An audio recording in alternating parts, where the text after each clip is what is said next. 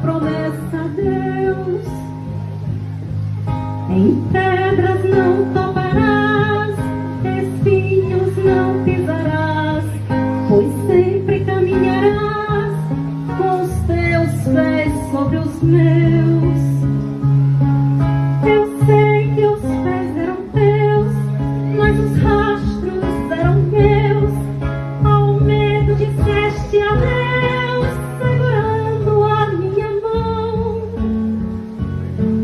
Imaginei que eu seria teu protetor, teu guia, e que jamais deixaria pisares sozinha o chão. Alimentei a ilusão que além de casa de pão, segurança e proteção te guiaria passada. Porém os teus pés cresceram, de cima dos meus desceram, e livremente correram em busca de outra estrada.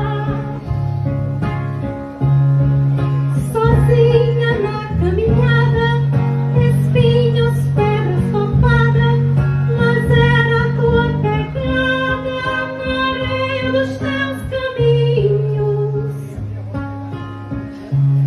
Hoje na terceira idade, ando com dificuldade, deixo rastros de saudade do peso dos teus pezinhos.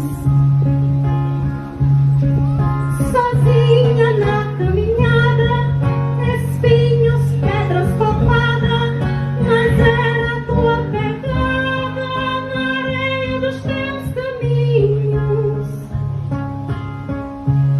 Hoje na terceira idade, ando com dificuldade, deixo rastros de saudade